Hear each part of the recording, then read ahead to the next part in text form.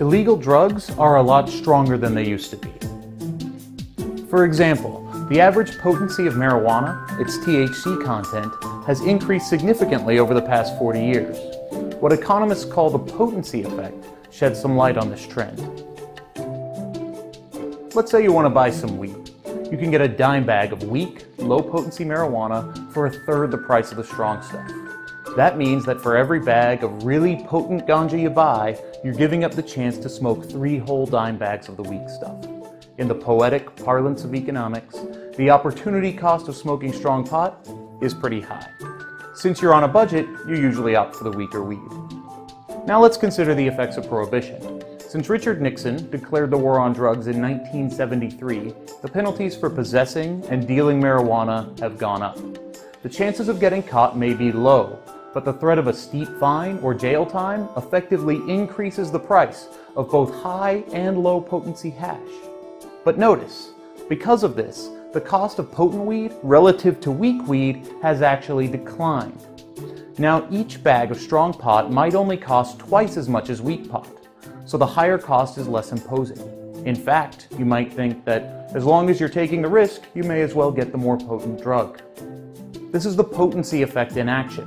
The larger the penalty, or the greater the chance of getting caught, the smaller is the relative price difference between strong and weak drugs. That means that laws prohibiting drugs can actually increase the proportion of stronger drugs being used, which helps explain why potency has risen as the war on drugs has escalated. Potency effects drive the supply side of the market too. As legal penalties for drug trafficking have become more severe, cartels and dealers have had to expend more resources evading law enforcement. This means concentrated, high-potency drugs like cocaine become even more attractive to sell, since high-value amounts are easier to transport. So dealers have an added incentive to push harder drugs. This is why hard liquor displaced beer during alcohol prohibition in the 1920s, and why cocaine use spiked in the 1970s. Of course, not everyone can afford high-end drugs or alcohol, so just as gangsters during alcohol prohibition would dilute whiskey with water, drug dealers in the 1970s began cutting smuggled cocaine with baking soda in order to create crack. The resulting crack cocaine epidemic ravaged inner-city communities in the 1980s. Potency effects shape markets of all sorts.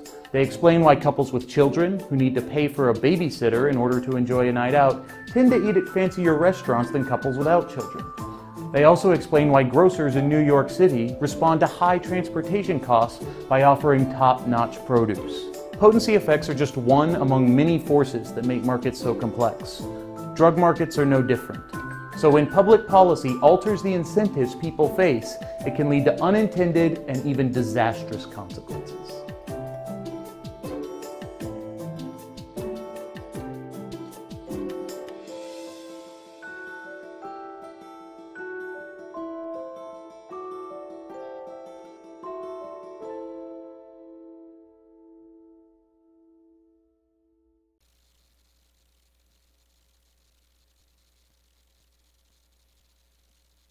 How Prohibition Makes Drugs More Potent and Deadly.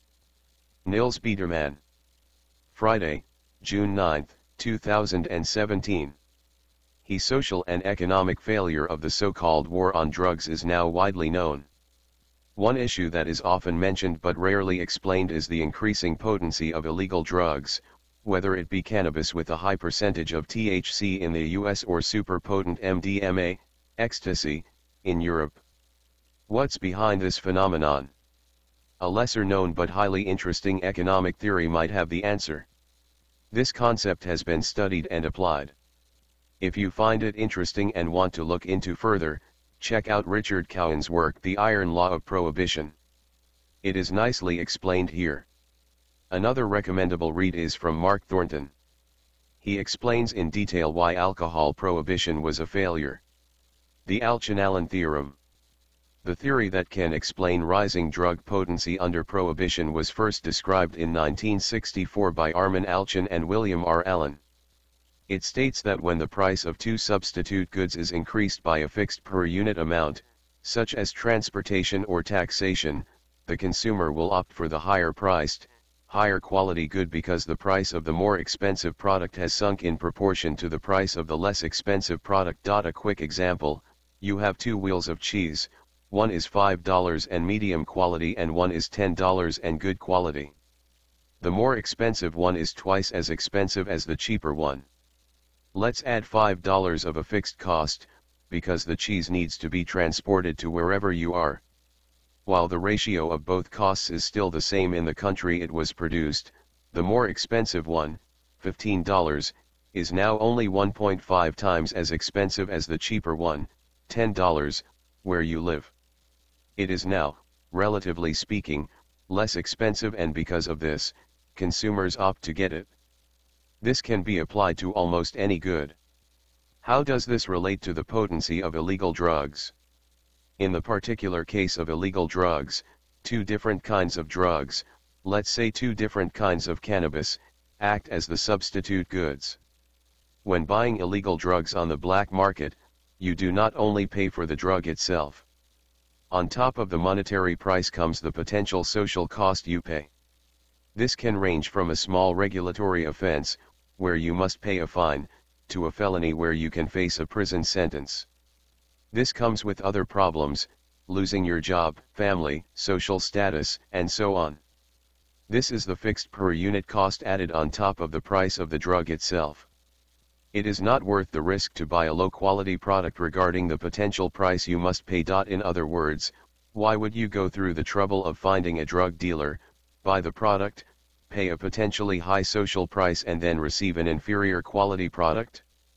If you buy drugs, let's use cannabis as an example again, you want the one that sends you and your friends towards a journey of endless laughter and philosophy. You don't want the one where you go meh after smoking.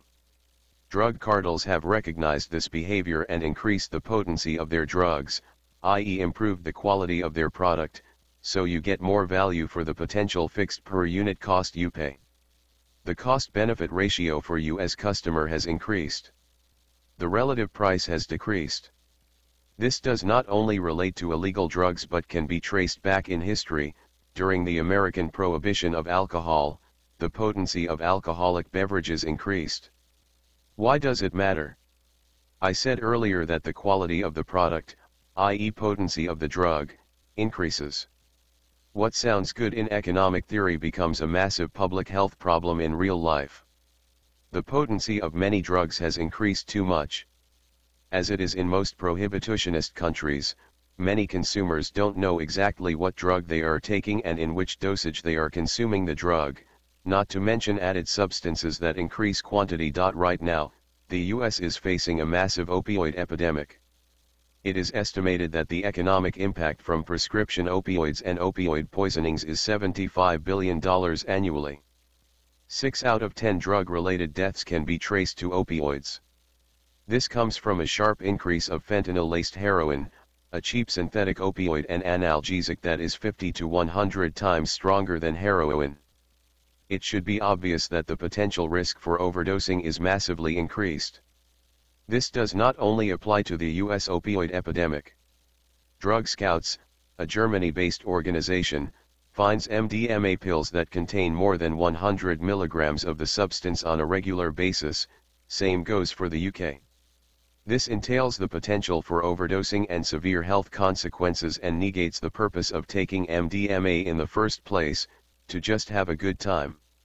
What does this mean for policy? For over 40 years, now we have seen that prohibition does not stop people from taking drugs. No matter how much money we spend on police, drugs with increased potency are widely available for anyone who wants them. International experts have called for a new approach toward this problem, one that is consumer-friendly and does not help finance drug cartels, yet does not neglect the fact that many drugs are harmful and potentially lethal. If drugs were decriminalized, customers would have knowledge about the contents of their MDMA, their cocaine, their cannabis. Drugs that are too potent could easily be avoided. Legalized drugs would include packaging with the specific content. Sales in specialized stores would allow customers to receive medical help if they show signs of problematic consumption, without fear of being imprisoned over it. Until this happens, politicians fail to protect their people from harm that can easily be prevented. The plan hasn't changed. The consumers haven't changed, really. It's prohibition. Hi, I'm Tracy Oppenheimer for Reason TV, and today we're talking with Mark Thornton. He's an economics professor at Auburn University. He's also the author of The Economics of Prohibition and a senior fellow at the Mises Institute. Mark, thanks for talking to us. It's great to be with you. So recent studies have shown that the potency of marijuana has increased a lot, with THC levels rising from only 0.5% in the 1970s to 25% today. So do you think these are correct allegations, and why do you think they've come about? Marijuana of the 1970s contained all the leaves and the seeds and everything, so it was a mismeasurement. And today, when you look at the samples that are 25% potent, they're basically just the flower of the plant, and there's no stems or seeds and things you don't need. And so there is a measurement error in that, but there's no doubt that the potency of marijuana that gets onto the streets of America today is much higher, and it continues to get even higher.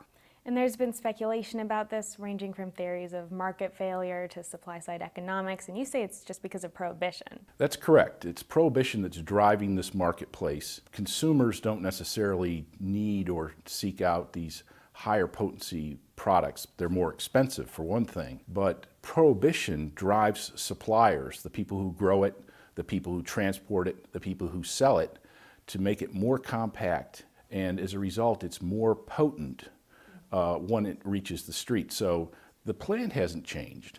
The consumers haven't changed, really. It's prohibition and the ever difficulties and risks of getting it from the growing stage to the consumer. Are people who are saying there's 25% levels of THC, are they just using this as a scare tactic? Yes, it's very much a scare tactic issue. The 25% shows up in only a few samples of marijuana which were created and produced for medical marijuana dispensaries for certain types of medical problems. And that's the kind of thing we want. By targeting the way the marijuana is grown and the types of strains that are used, the marketplace is going to produce targeted products that are going to help specific people, and without necessarily making them tremendously high and unable to work. Could you make any parallels between this and alcohol prohibition? Oh, sure. The same thing happened during alcohol prohibition. You know, Americans were beer drinkers back in the 1920s, and whiskey was a minor part of the alcohol market, and beer was the dominant player in the alcohol market. During Prohibition, 90 cents of every dollar was spent on whiskey, poor quality, high potency whiskey, so there's no doubt. And if you look at an Auburn football game, typically what you'll find is tailgaters, 100,000 tailgaters, and most of them are drinking beer. But once they go into the stadium, what kind of alcohol do they drink? They bring in a flask of whiskey because it's prohibited. It's a phenomenon that exists anytime government tries to prevent the consumption of something. And bring that to other illegal drugs. I mean, have potency levels of heroin or cocaine gone up? Well, you know, the potency of marijuana rising isn't really a tremendous problem because it's not a lethal drug. You don't overdose on it. But the same thing applies to cocaine, heroin, and all these other drugs. The dealers in those markets also want to concentrate their product as much as possible. And so as a result, at least at the distribution level, heroin, cocaine, crystal meth are very highly potent products. And then every time the government puts the squeeze on the market, suppliers look for even more dangerous drugs. If I'm being optimistic, we're entering an era of legalization. Do you think the market will correct itself and return to less potent levels? Well, I think that under an era of legalized marijuana, what you'll find is a more mild marijuana product that is not highly concentrated. I think the consumers and consumer choice will ultimately bring about a variety of products, products that are not extremely highly potent, and products for which the customer knows more about the potency and the chemical composition of what they're consuming. So the market will bring about more information, more safety, more choice.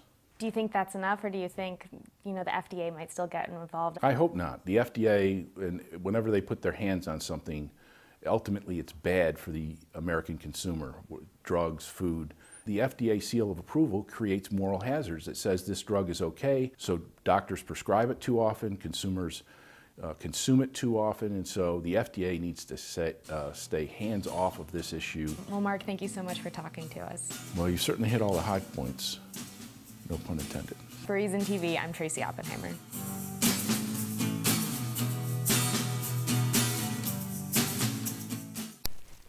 Hey Charlotte County, this is Charlotte County COPWATCH, and I found that I had to make a change this ending on my videos, letting you know about the channel and fair use laws, you know, how we can report on other people's reporting and how it's good, how it's bad, etc. But you guys can look it up yourself. It is legal. It's in there. But like I've told you before, that I've been cut off from making money on YouTube for 4 years. It's really weird, bizarre, but they cut the money off, but they said you can keep the channel, and now YouTube makes all the money. And if you get bored, plug it into Social Blade website, and you'll see that they are making a huge amount off the site. Right now it's at 63 million views, 53,000 subscribers, almost 3 million views a month.